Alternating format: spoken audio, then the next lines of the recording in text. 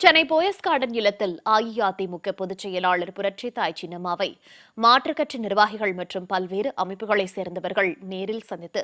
தங்களது ஆதரவை தெரிவித்து வருகின்றனர். வரும் சட்டமன்ற தேர்தலில் புரட்சித்தாய் சின்னம்மாவின் தலைமையேற்று மாண்புமிகு அம்மாவின் ஆட்சி அமைய களம் காணப்போவதாகவும் உறுதியளித்துள்ளனர்.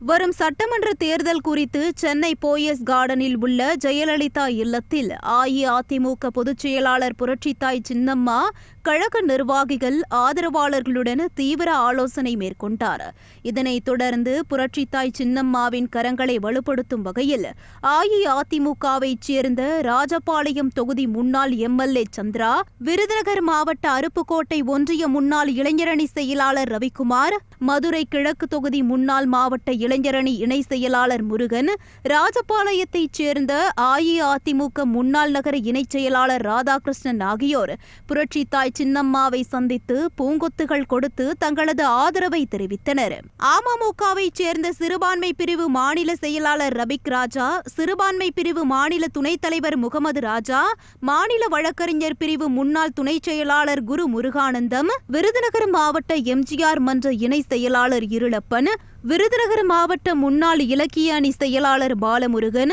விருதுநகர் மாவட்ட முன்னாள் இளைஞரணி செயலாளர் குழந்தை வேல் பாண்டியன், விருதுநகர் மாவட்ட விவசாய அணி செயலாளர் வேலுச்சாமி, விருதுநகர் மாவட்ட முன்னாள் வழக்கறிஞர் அணி செயலாளர் பால தண்டாயுதபாணி ஆகியோரும் புரட்சித்தாய் சின்னம்மாவை சந்தித்து தங்களது ஆதரவை தெரிவித்தனர். அமமுகவைச் சேர்ந்த அரியலூர் மாவட்ட எம்ஜிஆர் மன்ற துணைத் தலைவர் அன்பழகன், அரியலூர் மாவட்ட முன்னாள் எம்ஜிஆர் இளைஞரணி துணை செயலாளர் செந்தில்குமார், அரியலூர் மாவட்ட முன்னாள் தகவல் தொழில்நுட்ப பிரிவு ஒன்றிய செயலாளர் சிற்றரசு, அமமுக நிர்வாகி ராமமூர்த்தி, அரியலூர் மாவட்ட அமமுக பிரதிநிதி சந்துரு,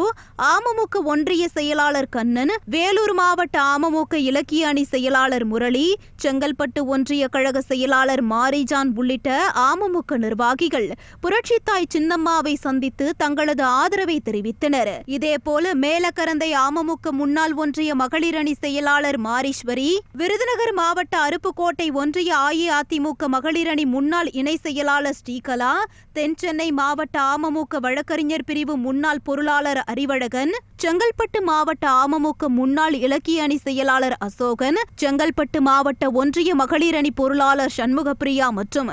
அதிமுக தொண்டர்கள் உரிமை மீட்பு குழுவைச் சேர்ந்த விருதுநகர் மாவட்ட எம்ஜிஆர் மன்ற இணை செயலாளர் மாரிமுத்து, செங்கல்பட்டு காட்டாங்குளத்தூர் ஒன்றிய செயலாளர் சம்பத் உள்ளிட்டோரும் அஇஅதிமுக பொதுச் செயலாளர் புரட்சித்தாய் சின்னம்மாவை நேரில் சந்தித்து தங்களது ஆதரவை தெரிவித்தனர். வரும் சட்டமன்ற தேர்தலில் புரட்சித்தாய் சின்னம்மா தலைமையில் களம் காணப் போவதாக உறுதியளித்த அவர்கள் புரட்சித்தாய் சின்னம்மாவுடன் புகைப்படம் எடுத்துக் கொண்டனர்.